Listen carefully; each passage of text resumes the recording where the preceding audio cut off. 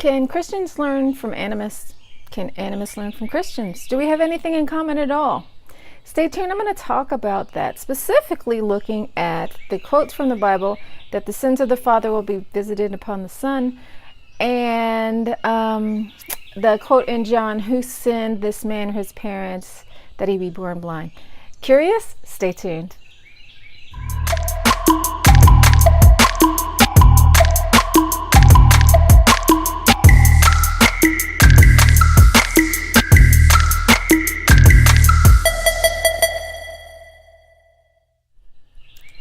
Hi, I'm Laura Giles with Pan Society. Thanks for coming back. And if you're curious about this, what does the Bible have to do with animism?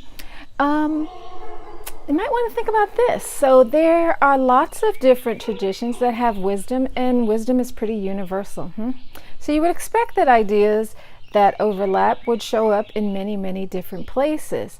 For me, it's always a good idea to check out what other people have to say, to keep an open mind. You might add things to what you didn't know, or you might come across ideas that reinforce what you do know. So with this one, let's talk about the sins of the father. So if you have a Christian background, or maybe if you don't, but you just live in a Christian society, then you may have heard this. The sins of the father are visited upon the son. How could that be? So first, we have some evidence about that in psychology, in science, and in religion. And the first one I want to talk about is the psychology. So some of you know that I am a licensed clinical social worker. This is kind of my wheelhouse. So in psychology, we finally have caught up to this idea, and it's called intergenerational trauma. And what that means is that if you come from people who had a certain issue, then it can show up in you too. So if you have generations of sex abuse, of oppression, of domestic violence, then it's in you. It's not just your own experiences, but it's like you carry the burden of tons of other people. And that's why it can feel so hard to overcome. And you can see this all over in literature now. People are finally recognizing that it's not just about me, but what did my people go through? And in animism, we have this very same idea, only we're looking at it spiritually, and the cause from our perspective is unresolved dead. So what that means is, like, if I have ancestors who endured slavery, and that's really not a situation where you would probably die happy. And if you don't have rituals to cleanse the dead and make that transition work well, then it continues to be in the energy of the DNA line. Same is true if there's a genocide. So it doesn't matter if it was the Jewish Holocaust, the Native American Holocaust, the Celtic Holocaust. So any kind of Holocaust, the genocide, it just keeps going and going and going because we're not tending our dead. So that's how the sins of the father could be visited upon the son. Only it's not the sins, because we don't have sins in animism. It's just the behaviors, the effects.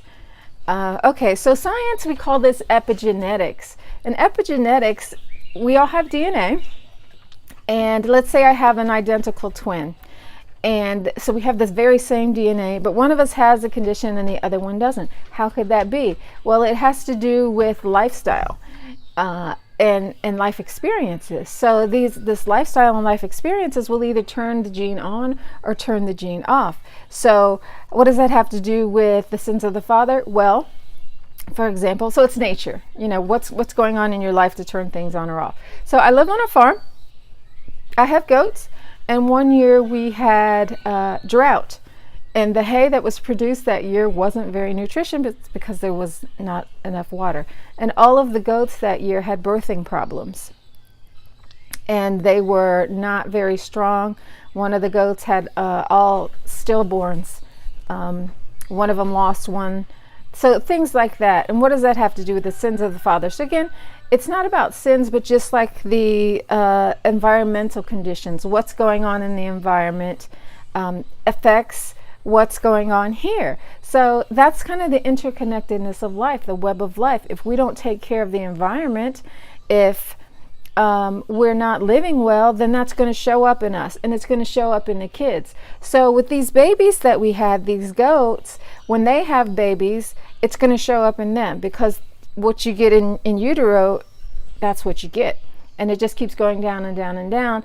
I don't know if it's 7 generations, but for multiple generations. So a lot of times what farmers will do is when they have babies that aren't very strong, is they'll cull them, because we don't want those genes. We don't want that issue going down. We want strong, healthy animals. So again, in animism, so how do you do that? Is you take care of your environment. You eat healthy. All of these things have to do with your lifestyle. It's holistic. Yeah. So, okay. And I also said what? Religion. So how could it be in the Bible that they say, who sinned, this man or his parents, that he be born blind? Well, clearly that's reincarnation. That's the only way. Because he can't sin before he was born. So it had to have happened in a life previous. Just something to think about, how you want to, view the life we live in, and the interconnectedness of how the religions are connected. Pan is all. And some religions don't give us very much credit, but we do look at other things. I can't say that we believe in other things, but you do have to entertain ideas, because wisdom is everywhere. So I hope that gives you something to think about. Maybe I'll throw out some Buddhist stuff later, or something from some other religion, because it's not just, nobody has the corner on wisdom. I can't believe I almost ended without including what I think is the most important part of all of this. And that is the Iroquois Confederation's views on this. So I don't know if you know this, but a lot of the American Constitution came from them. Isn't that cool? And I thought that these were really wise founders, but no, they borrowed it from the Iroquois.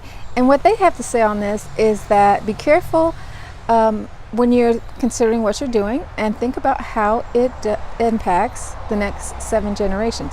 Because they understood that the things that you do have an impact on your children and their children and their children. And if you believe in reincarnation and reincarnating in your own family line, it's going to impact you too. So you might want to consider the web of life as you make your choices and go through life. And I hope that gives you something to think about. If you have any comments or questions, please include them down below or email me. You know what to do. Hope to see you in the next Pan video soon. Ciao.